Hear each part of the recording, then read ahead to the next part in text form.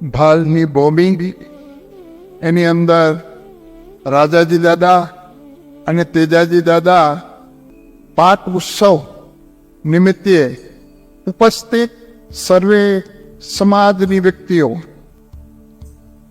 અને જેના ઉપર અમે ગૌરવ કરીએ એવા દાનભાઈ બુઆજી, કેમ કે સમાજની અંદર સાધુ સંત મહાપુરુષો એ સમાજને જગાડવાનું કામ છે. માત સોડાવીને સંત જગાડે. તો આજે સંતો જેવી રીતે અમુક ઇતિહાસો અમારા સ્વ લગાડી ન શકું, પણ ઈશદાનજી પાસે ઘણા સાંભળેલા છે મેં.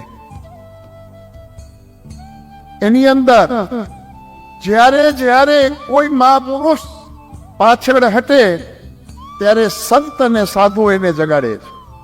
કોઈ સુરવીર એને જગાડે છે, કોઈ બુદ્ધિજીવ એને જગાડે છે.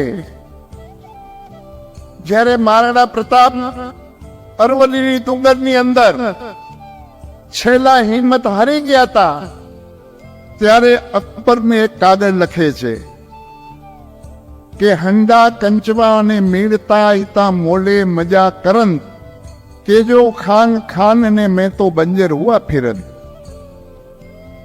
અને ત્યારે ઈ કાગળ અકબરના કરતા હતા અને મહારાણા પ્રતાપના મિત્ર રહીમ ખાનના હાથમાં ઈ કાગળ આવે છે. અને રહીમ ખાન ઈ કાગળ ફેરવી એની પાછળ બે શબ્દ લખે છે કે ધર્મ રહેશે તો રહેશે ધરા અને ખપી જાસા પુરુષા એક વિશ્વંબર ઉપરે હવે રાખ ભરોસો રા.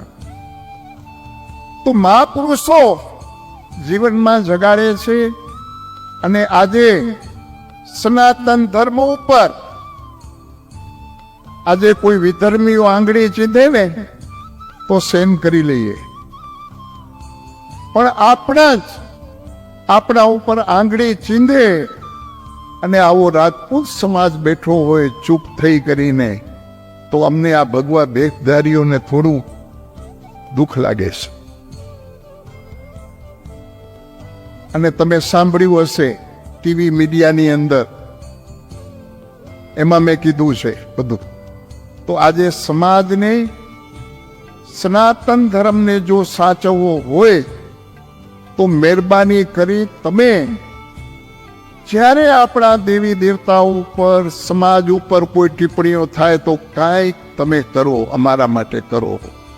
અમે હાથ જોડીને તમને પગે લાગીએ છીએ. અને આવા જે એક ચારણ કન્યા માટે આ બે યોદ્ધા સુરવીર થઈ ગયા.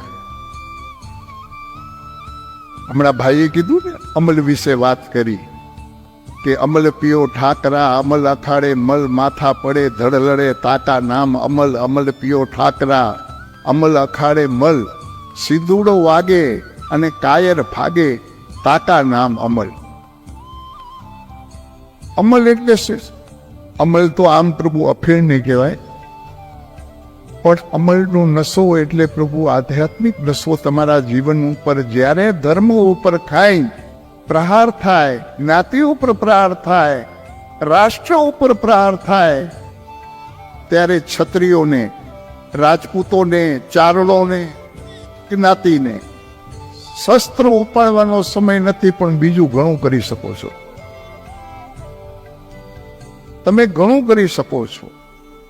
અને આજે અમે આ તમારા જુવાધન, આજે બધા હું જોઉં છું ને, બધા જુવાધન છે. અમને ગૌરવ થાય છે કે આજે ધર્મની અંદર જ્યાં અમે મંદિરોમાં જઈએ છીએ ત્યાં પણ આજે યુવાધન વધારે દેખાય છે, વૃદ્ધ ઓછા દેખાય છે. આજે યુવાધન ઉપર અમારે ઘણું છે, કેમ કે તમે સફેદ ડુગડા છો, પ્રભુ તમારા ઉપર જેવો રંગ ચડાવશું ને એવું ચડશે. તો આજે આપણે ધર્મ વિશે અને મા ભૌમ વિશે કાંઈક કરવું જોઈએ. અને બીજું, જ્યાં ગામડાઓ હોય, આપણા નાના નાના ગામડાઓ હોય, જ્યાં મોટા મોટા ફંક્શનો થતા હોય,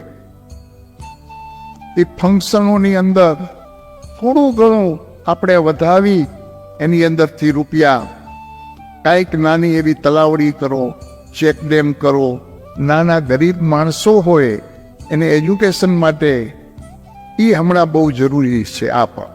આ તો જરૂરી છે જ, એની સાથે આ પણ જરૂરી છે. તો આજે જો ભારતને આપણે વિશ્વગુરુ બનાવવું હોય તો હરેક સમાજ એની અંદર એકતા હોવી જોઈએ. જો એકતા નહીં હોય તો ભારત આપણો વિશ્વગુરુ પૂગતા હજી ઘણી વાર લાગશે. કેમ કે હમણાં દિલ્હીની અંદર બેઠો છે ને ભરત, એ બહુ સારો છે,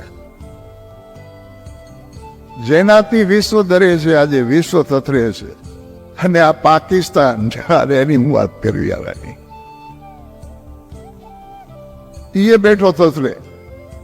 તો આજે મારું કહેવાનું મતલબ કે જે આજે આધ્યાત્મિક કર્મો જે કરી રહ્યા છે રાષ્ટ્રની અંદરથી, તો આજે આપણે એને બધાને સપોર્ટ દેવો જોઈએ. દુશ્મન હોય ને, દુશ્મન એનો ઘા જો સવાયું હોય ને તો એના વખાણ કરાય કે વાહ મર્દ તારો ઘા. એ જીવાની મજા છે. જીવન તો જનાવરે જીવે છે પ્રભુ, પણ જીવન જીવાની જે મજા છે